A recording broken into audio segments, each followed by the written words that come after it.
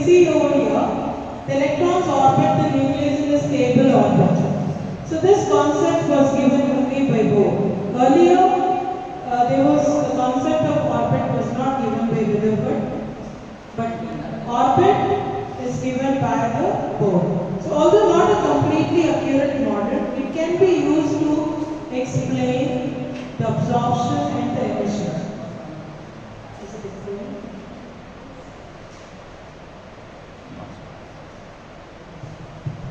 Move from lower energy, you can see over here. Electrons can go from a lower energy level to the higher energy level. Why? Because when they get energy, they go to the excited state, right? But they cannot remain in the excited state. So electrons move from lower energy to higher energy by absorbing the energy. Electrons move from a higher energy to lower energy by emitting energy. So when you want to walk from upstairs, a staircase, what do you have to do? Or you can come down also. The similar way it happens. The electrons can move up or it can move down also. When it moves up, when it can go up, when it gets energy. When it gets energy, it goes to the excited level. And when it emits energy, what it emits it loses. Or you can say energy, or you can also say radiation. When it emits, what will happen? It loses energy, it goes down to the lower level. I think that need to be reduced. You have to understand what happens when it emits energy from the higher level to the lower level. When it absorbs energy, it goes to the excited state. The Bohr atom. The ground state is the lowest state orbital where the electrons are initially present in the ground state. That is a stable state also. That is a stable state.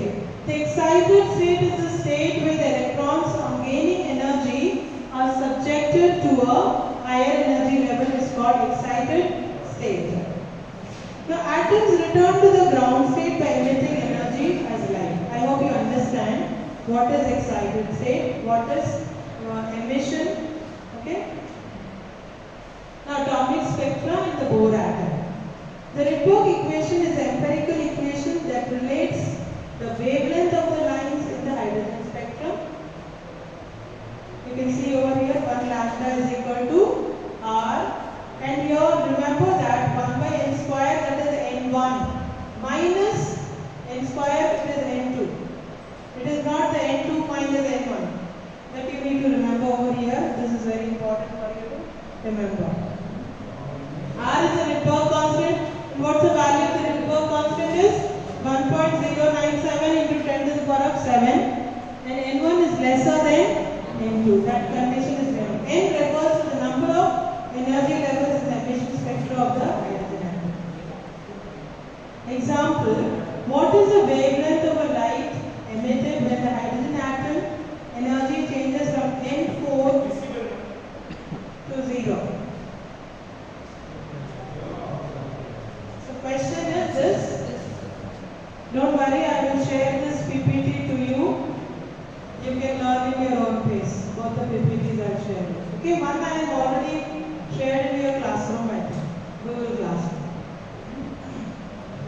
So n is equal to 4 to n is equal to 2 it is.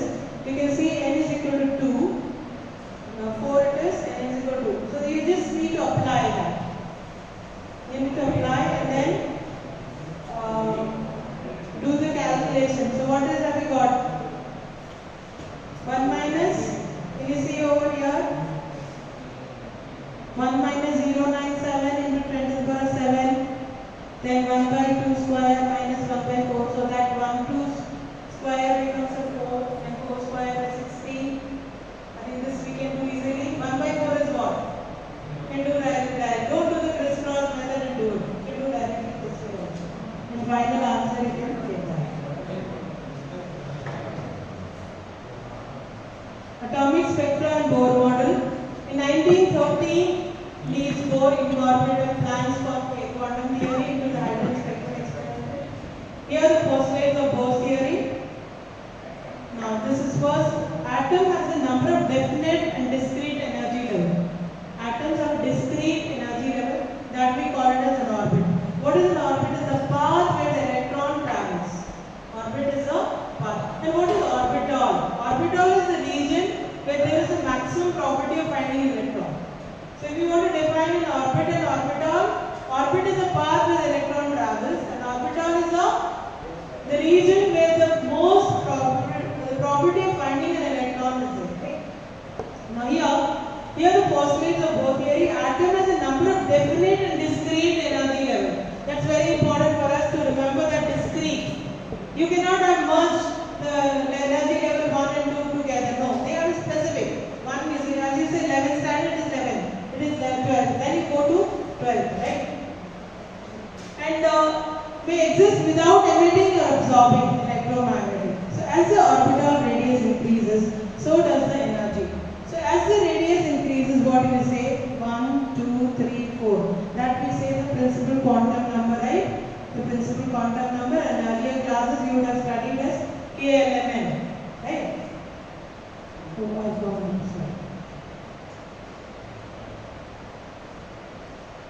See there, an electron moves in a circular orbit about the nucleus, and its motion is governed by the ordinary law of mechanics and electrostatics, the restrictions of an angular momentum. That's very important.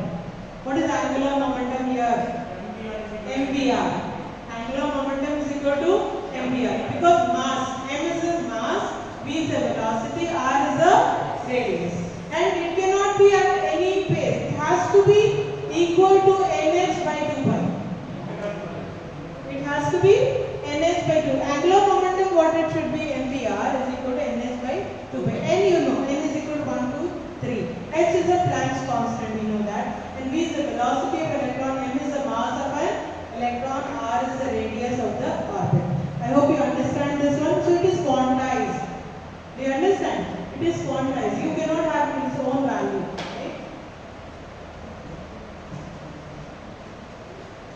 Light of characteristic wavelength and frequency is emitted when electron moves from one to the higher. So in the one level there is a certain amount of energy there. Level 2 there is certain amount of energy. When it is goes from 1 to or 2 to 1, what will happen? Certain amount of energy is emitted, is it not? You cannot have any, only certain amount will be emitted. This is the origin of emission spectra. When is the origin of emission spectra? It loses its energy. When it is absorption spectra, when it goes from the lower energy level to the higher energy level. When do you get emission spectra? When it comes from the higher energy level to lower energy level, right? Light of a characteristic wavelength and a frequency is absorbed when the electron jumps from the lower energy level to the higher energy level, right? This is the origin of absorption spectra. I hope you understand. When do we get an emission spectra and when do we get an absorption spectra? When an electron gets the energy, it goes to the excited state. It cannot remain in the excited state. So when that happens, that we get is an absorption spectra. But it cannot remain in the excited, it has to come to the ground state. When it emits radiation, what spectrum we get is an emission spectrum. Now you can see over here. Could you see here the electron, which is in the n is equal to 1, and it gets energy. It can go to 2, it can go to 3, it can go to 4, depending upon the energy it gets. Bohr's theory correctly explains only for the hydrogen atom. It does not explain. It explains to the hydrogen or it explains to the hydrogen-like atoms. What do you mean by hydrogen-like atoms? He plus. Like now you remove one electron, it is very similar to one. That's it. The theory fails to for the other element. It cannot explain for helium, it cannot explain for lithium, it cannot explain beyond that. So that is the drawback of Bohr's model, right? The 1925, Louis D. Broglie published his PhD dissertation. A crucial element of this dissertation is that electrons have a wave-like properties. Now what he did? Electrons are having a wave-like character. This equation. And what is the de Broglie equation is? Lambda is equal to h by mv. Now could you see that? M is a mass. Mass means it has a particle nature, right? And lambda means what? Wave. That is a wave-like character. So the wave nature of the electron is explained by the de Broglie equation. So lambda is equal to h by mv. Mv can also be said as a momentum.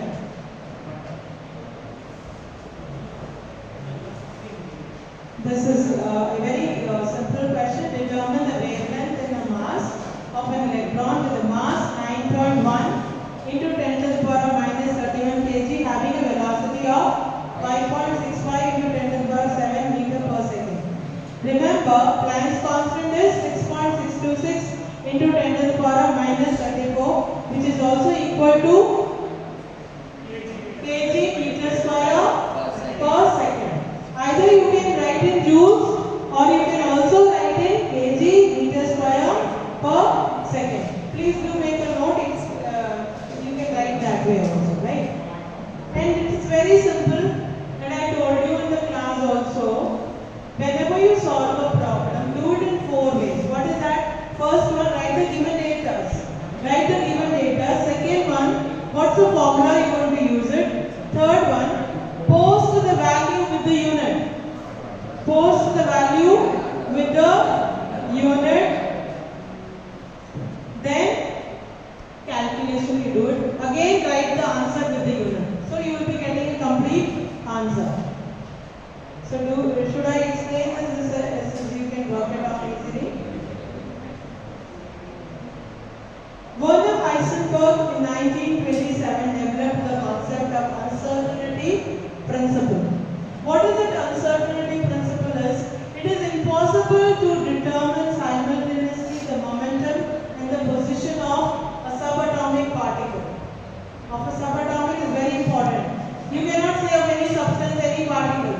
It's very important, the subatomic particle. Detecting an electron requires the use of electromagnetic radiation which displaces the electron. Suppose I want to find an electron, right?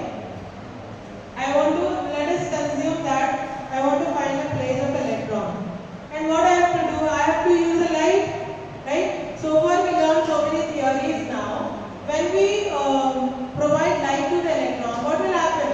The electron will absorb that and go to the excited state. So can you observe the position of the electron? You cannot do it. To find the position of the electron, you need light. When you are using light, what will happen? The electron will get that light and go to change its position. So that's the reason that when you are using light, you cannot simultaneously find the position and the momentum also. You cannot find the position and the momentum of a subatomic particle. That's a very logical question you can easily observe. Electron microscope uses this phenomenon. The quantum mechanical model of an atom is beyond your scope, but I'll just say what are the words we'll be using it over here, and it is not for evaluation. So clear? Quantum mechanical model replace the Bohr model of the atom. Quantum mechanical model replace the Bohr model. Bohr model depicts electron as a particle in circular orbit or fixed orbit. Quantum mechanical model depicts electron as a wave spread. That's what I said. Orbital is the region where the probability of finding an electron. That's what described by the quantum mechanical. Okay, quantum mechanical. So it's called orbital. The energy of the orbital is quantized like the Bohr model. Of course, it is energized. The quantum mechanical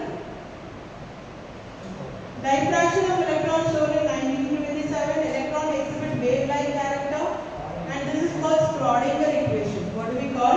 This alone you remember. H psi is equal to E psi. Energy. This is important. H is a Hamiltonian. H is called as a Hamiltonian operator, and psi is a wave function. That's enough for you not to go in detail about it. H psi is equal to E psi. And psi is the probability of finding electron. Okay. The total energy for electron includes potential and kinetic energy. whenever we talk about energy, there are two types of energy. What is the two? Potential and the kinetic energy. Potential energy are more important describing atomic molecular structure associated with the Coulombic attraction between positive nucleus and the negative electron. Potential energy we talk about when any object is at rest, right?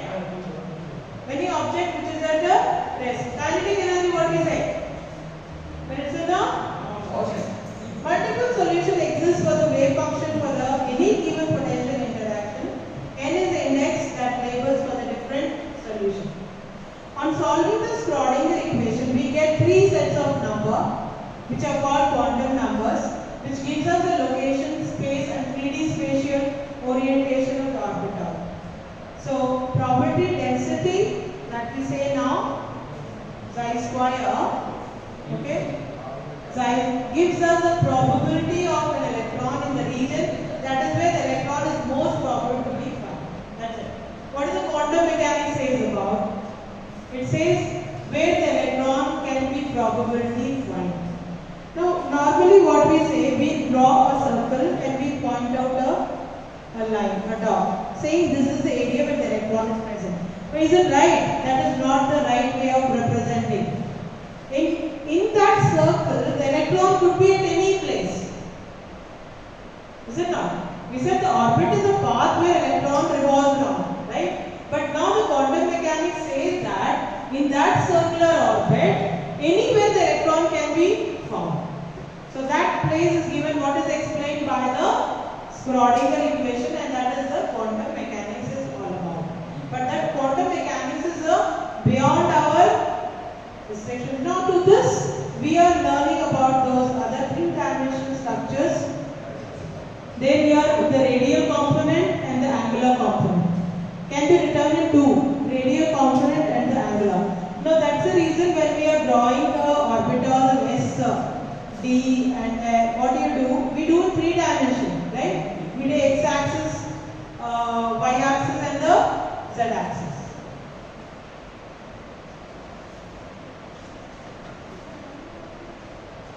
Should I go on to this? The wave functions may be positive and negative. But it's important for you to understand. Why do we talk about?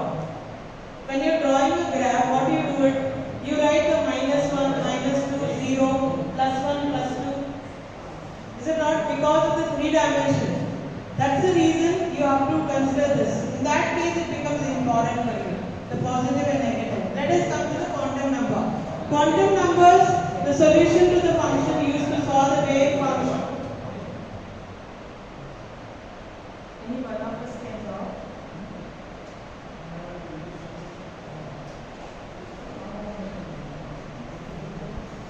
When solving Schrodinger equation, three quantum numbers are used. Principal quantum number, then secondary quantum number, magnetic quantum number, ML. That is nothing but a secondary we also call as azimuthal quantum number. So there are four. These four quantum numbers, they are the address to the electron, right? It will give you the exact position where the electron is present. The principal quantum number N defines the shell in which the particular orbital is found. And N must be positive. N is 1 is the first shell, N is 2 is the second shell, and each shell has a different energies. And secondary quantum number we can also call it as the azimuthal quantum number, which is given by the word L. And how do you get L? N minus 1. L is equal to N minus 1. So L value, this is very important for us to remember. If S, P, D, F, G. So what is that? 0, 1, 2, 3, 4. This is important. What is that? 0, 1, 2, 3, 4 or S, P, D, F. If L is 0, it represents S. If L is 1, it means P orbital.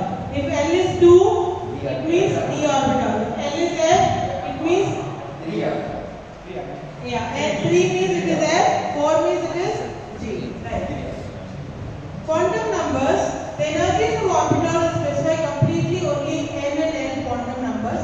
In magnetic quantum numbers, some emission lines split into 3, 5 or 7 components. That's the reason we have the negative also is involved in that, right? A third quantum number describes splitting.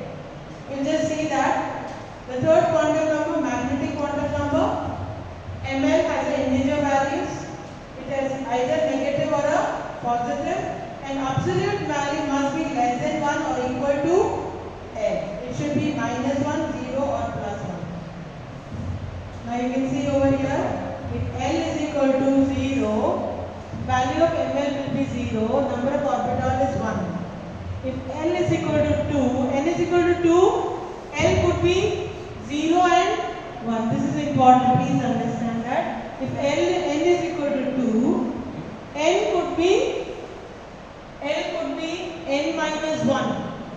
So it could be 0, it could be P. So it could be S orbital and P orbital. So total number of orbitals how many will be there? 1 plus 3, 4.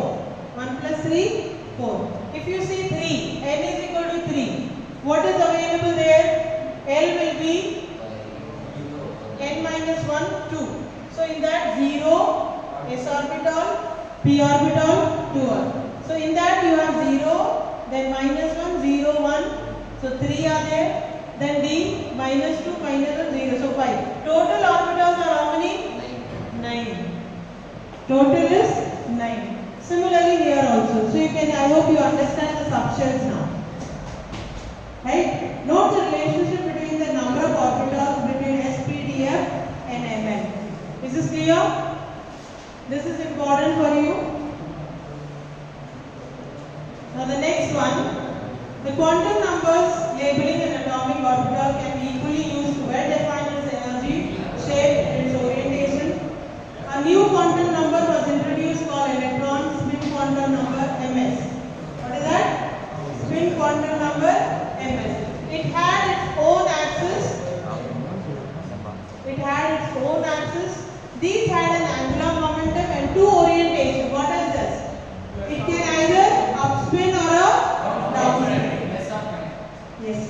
Now why do we consider? Because an electron is revolving around the nucleus, right? And it is also spinning in its own axis. So that is the one which we are talking about, the spin angular momentum. Summing up, what is the formula which gives you the total number of electrons? 12 plus 1, which will give you the 12 plus 1. So there are, what is that? Principal quantum number, azimuthal quantum number, magnetic quantum number, and spin quantum number. Can all the 4 quantum numbers possible for an electron? No, only 3. At least the 4th one should be different.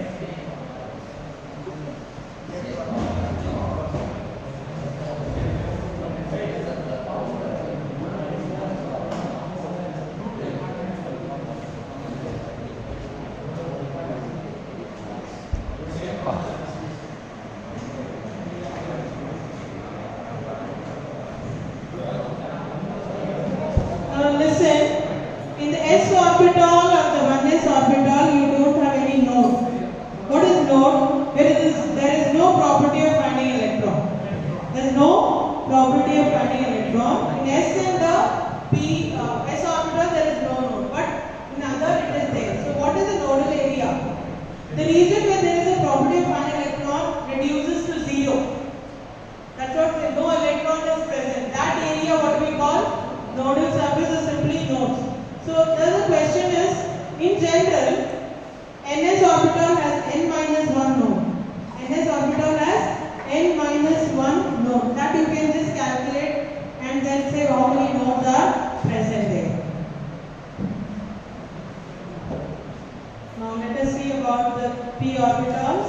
There are 3 p orbitals, px, py and pz. What is the shape? It is double. Right? Double shape. D orbital, there are 5d. What are they? dAyz, dxz, dx square minus y square and dz square.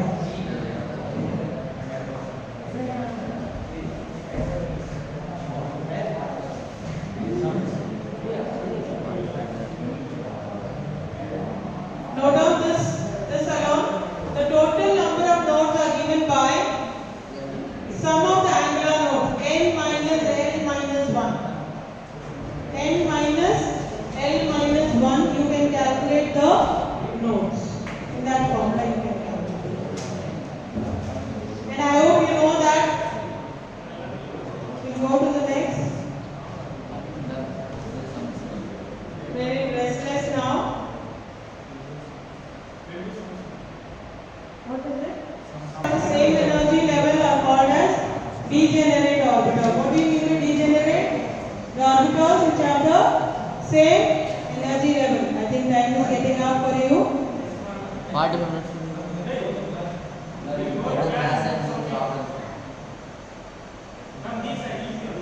These are easy. Body and You don't want this. end. The sum with the you don't want this now. Half by. Close.